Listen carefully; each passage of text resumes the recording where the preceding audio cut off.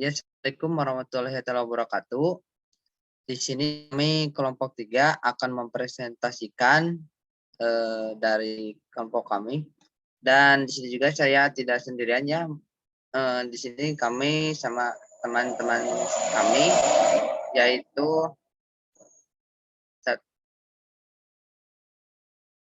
satu Teh Putri Amelia sama Teh Sela Indriani.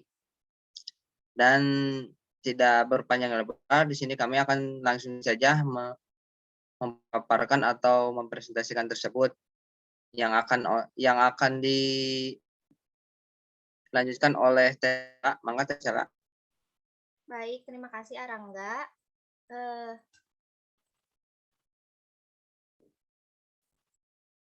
Desain analisis kelayakan bisnis.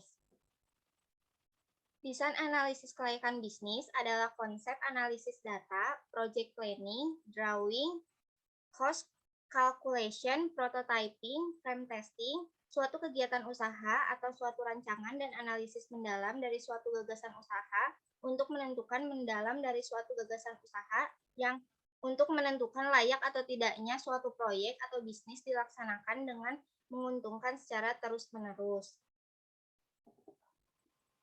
Identifikasi kesempatan usaha. Tahap melakukan proyeksi investasi yaitu ada identifikasi, perumusan, penilaian, pemilihan, dan implementasi.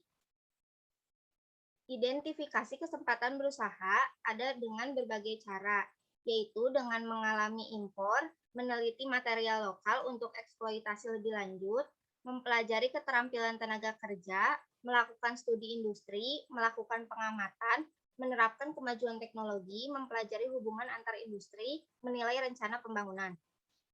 Aspek-aspek dalam studi kelayakan yaitu ada aspek pasar dan pemasaran, aspek teknis dan produksi, aspek keuangan, aspek manajemen, aspek hukum, aspek ekonomi, dan aspek yang bersifat sosial.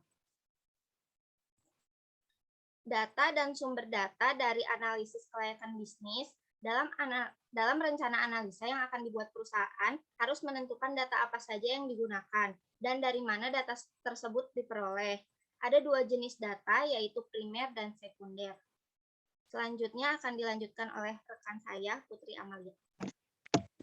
Baik, terima kasih kepada Teh Sela. Saya akan melanjutkan pembahasan dari yang tadi, yaitu ada keterampilan menyusun pernyataan survei sebagai kegiatan analisis kelayakan bisnis.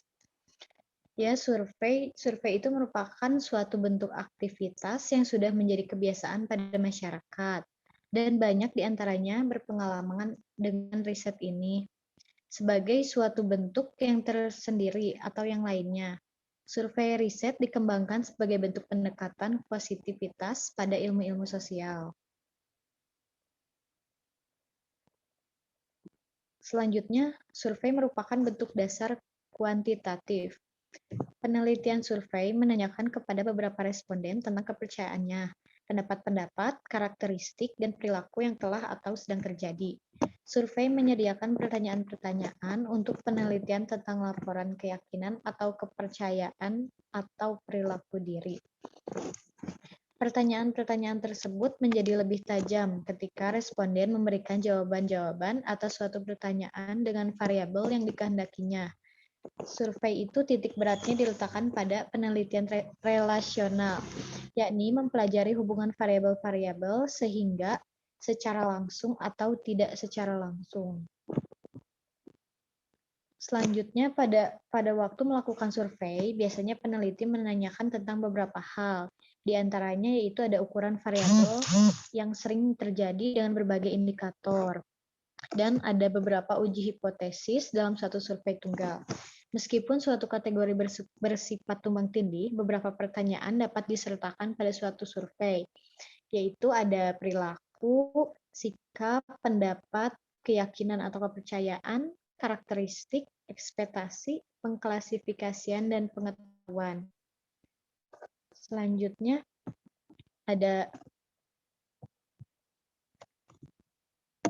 beberapa pertanyaan yang selalu ditanyakan, yaitu ada siapa pelaksana proyek apa yang akan dilaksanakan, dan di mana proyek akan dilaksanakan.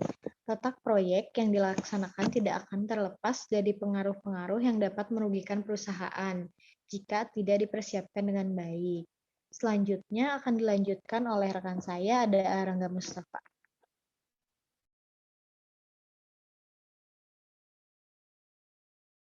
Ya, saya akan melanjutkan dari persentase Teh Putri. Meningkatkan atau mengintegrasikan data kualitatif dan kuantitatif sebagai problem untuk menentukan usulan peluang ide dalam menjawab kebutuhan calon pasar.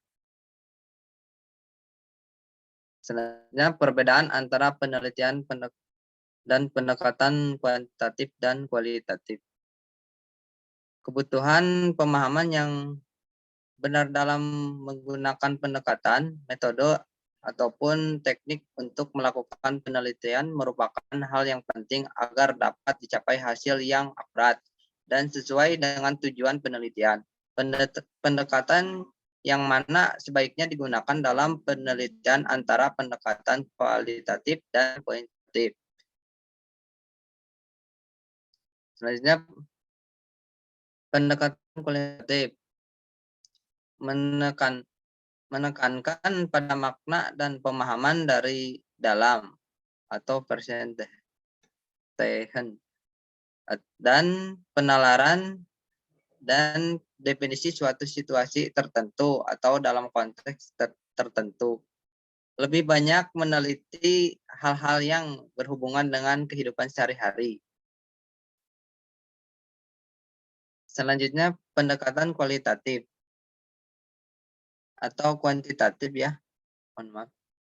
Mementingkan adanya variabel-variabel sebagai objek penelitian dan variabel-variabel tersebut harus didefinisikan dalam bentuk operasionalisasi variabel masing-masing dan paham dari luar.